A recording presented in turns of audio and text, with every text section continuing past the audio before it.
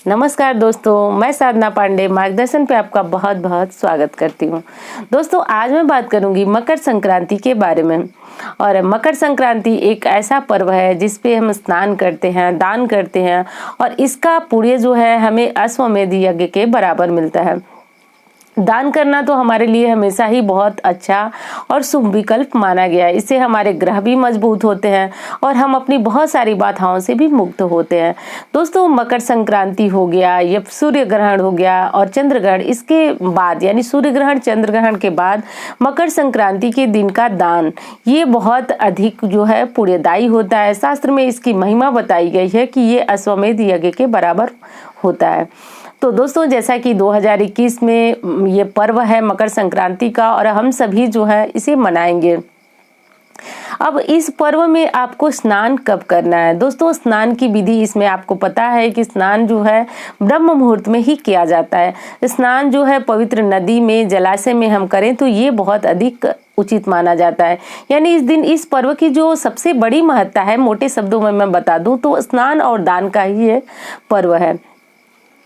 तो आपको क्या करना है इस पर्व में कि स्नान आपको किसी पवित्र नदी या जलाशय में, पर मैं जानती हूँ कि ये चीज़ें अब मुश्किल है। सारे लोग नदी और जलाशय में जाकर के स्नान नहीं कर सकते हैं। तो उसके लिए हमें क्या करना है कि आपको गंगा जल आप अपने घर में ज़रूर रखे होंगे, क्योंकि आप पूजा कर रहे हैं। तो पूजा करने वाले लोगों के घर में ज़रूर गंगा जल होता है। तो आप सबसे पहले अपने स्नान के बर्तन में थोड़ा सा गंगा जल डालें। दोस्तों, ध्यान रखिए, सबसे पहले ही आपको डाल लेना है। उसके बाद अब स्नान का पानी डालिए। अब वो पूरा जल जो है वो आपका गंगा जल बन गया। अब उस गंगा जल से आपको हर हर गंगे बोलते हुए स्नान करना है। ध्यान दीजिए, आपको लेट नहीं होना चाहिए। आपको सूर्योदय के पूर्व ही स्नान कर लेना चाहिए, क्योंकि ये पर्व जो है स्नान और दान का है।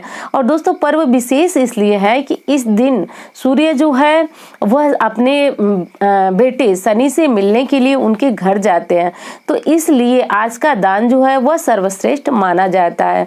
दोस्तों, सूर्य जो है वह दक्षिणायन से उत्तरायण होते हैं। इस पर्व में हम मकर संक्रांति इस उपलक्ष्य में हम मकर संक्रांति मनाते हैं। तो मकर संक्रांति की बस यही विशेषता है कि इस दिन स्नान कितना दिव्य किया जाए। तो दिव्य स्नान का मतलब होता है कि हम अपने पूर्व जन्म के जो कष्ट होते हैं उनसे भी मुक्त होते हैं।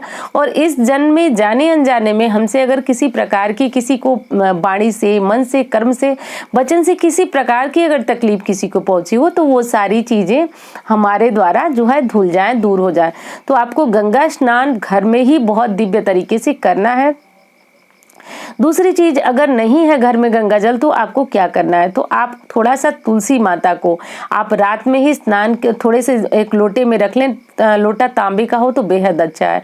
और उसमें तुलसी माता को डाल दें, कुछ पत्तियां डाल दें। सुबह वही जल आप उठाएं और उसी जल से आप स्नान करें। यानी जैसे आपने गंगा जल थोड़ा सा स्नान के पानी में पहले मिलाए, उसी प्रकार आप वो तुलसी मिश्रित जल को उसमें मिला दें। तुलसी की पत्तियां जो है वह हाथों से रगड़ने के बाद निकाल करके किसी गमले में डाल दें, क्योंकि उसका सिर्फ आपको अर्घ चाहिए, तुलसी की पत्तियां नहीं चाहिए। तो वो डाल दें और वो जल आपको हर हर गंगे बोलते हुए आपको स्नान कर लेना है। स्नान के बाद सबसे पहले जो है आप कुछ अनाज लेंगे। कुछ अनाज का अर्थ होता है दोस्तों कि आज के दिन जो है खिचड़ी दान की जाती। खिचड़ी में बनी हुई खिचड़ी अगर आप ब्राह्मणों को खिलाते हैं तो बहुत अच्छी चीज़ है।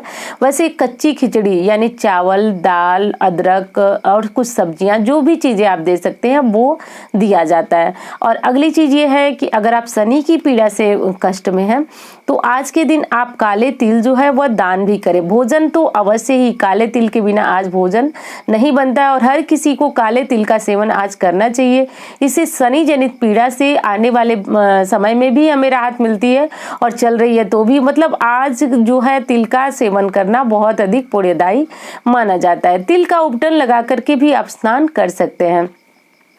दूसरी चीज है कि आपको आज के दिन जो है वह चिवड़ा, दही, इस तरह की चीजों का सेवन करना चाहिए। इस प्रकार की चीजों का सेवन करने से हमारा भाग्य बढ़ता है, क्योंकि दोस्तों देखिए, प्रायः हम इस चीजों पे ध्यान नहीं देते जिन चीजों से हमें पुण्य अर्जित होता है। पूजा पाठ हम बहुत करते हैं पर वो चीजें भूल जाते हैं जिससे हमें पुण्य अर्जित होता है। तो ये मकर संक्रांति का काल ऐसा समय है जिससे हम बहुत सारे पुण्य जो है वो अर्जित कर सकते हैं। तो आप इस दिन को बिल्कुल भी मत छोड़िए।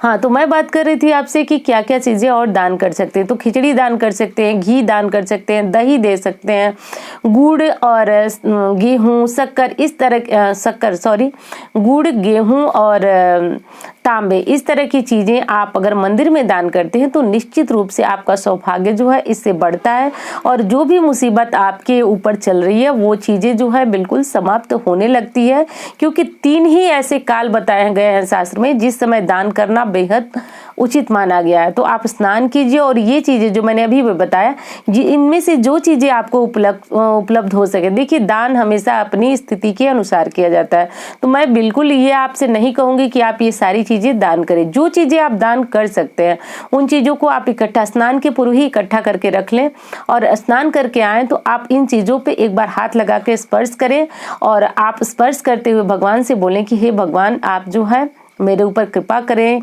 ये जो चीज़ें आप दान के लिए रखें उनको स्नान के बाद हाथ जरूर लगाएं। उसके बाद आप सूर्य देव की पूजा करें। दोस्तों, आज के दिन सूर्य की पूजा आपको उसी प्रकार करना है जिससे आप प्रतिदिन करते हैं। जैसे कि तांबे का लोटा लेते हैं स्नान के बाद और उसके बाद उसमें कुछ गुड़, मीठा और अक्षत, फूल, जो चीज़ें आपको उपलब्ध हो, जो चीज़ों का अर्थ है कि कुछ मीठा डालना चाहिए, अक्षत डालना चाहिए, रोली डालना चाहिए या फिर लाल चंदन है तो वो डालें आप।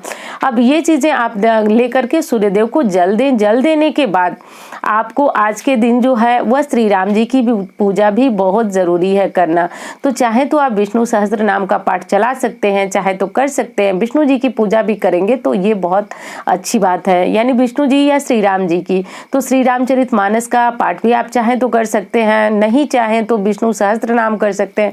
नहीं चाहे का अर्थ ये है करना बहुत ज़रूरी होता है, तो ये कर लीजिए आप। और उसके बाद जो है आप शनि देव को आप पूजा जरूर करें, पर आप जैसा कि जानते हैं कि शनि देव की पूजा जो होती है वो घर में नहीं होती है। आप शमी के नीचे जो है, शमी अगर आपने अपने घर पे लगाया हुआ है तो एक तिल के तेल का या फिर सरसों के तेल का जलाना बहुत पुण्यदायी होता है। तो आप सरसों के तेल का दीपक जो है आज के दिन जला सकते हैं। शमी के नीचे जलाएं, जलाने के बाद शमी को जल दें, मीठा भोग लगाएं। इस प्रकार से करके आज आपको पूजा करना है। और तिल का सेवन एक बार फिर कहूंगी आपको अपने भोजन में भी करना है, दान में भी जरूर देना है। तो इस प्रकार करके आपको अपनी मकर संक्रांति की जो पूजा है वो करना है और दान जरूर देना है। दोस्तों, एक चीज और देखना है आपको कि दान आप आज के आज ही दे दें तो ये बहुत उचित होता है। आज के दिन ब्राह्मण का दर्शन करना, उनके पैर छू करके आशीर्वाद लेना बहुत अधिक पुण्यदायी माना जाता है। तो ये कार्य भी आपको जरूर करना चाहिए। इसीलिए दोस्तों शास्त्र ये विधान बनाया गया है कि ये दान जो है वह ब्राह्मण को दिया जाता है, जो हम अपने ग्रहों के निमित्त निकालते हैं। अगली चीज ये है कि आप गरीब लोगों में जो मंदिर के बाहर बैठे, मतलब अगर आप ढूंढेंगे तो जो जरूरतमंद है उनको आप कंबल दे सकते हैं, कुछ खाने पीने की चीजें दे सकते हैं। तो ये सारी चीजें आप उनमें भी जरूर वितरित करें, क्योंकि दोस्तों इस प्रकार से दान करने से आपकी मकर संक्रांति का जो काल है वो काफी पुण्य काल बन जाएगा। तो यही सारी कुछ चीजें आपको जरूर करनी है। तो दोस्तों यही करना है आपको, यानी भगवान की पूजा करनी है, सूर्यदेव की पूजा करनी है, शनि देव की पूजा करनी है।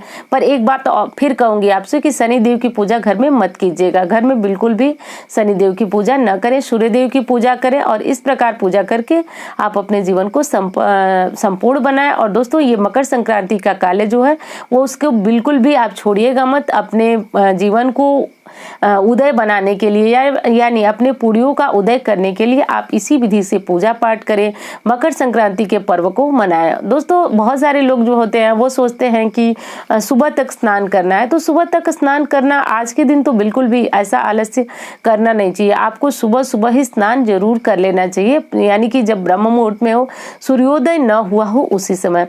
दोस्तों उम्मीद करती हूँ जानकारी आपको बहुत पसंद आएगी। मिलती हूँ इसी तरह की वीडियो के साथ। धन्यवाद।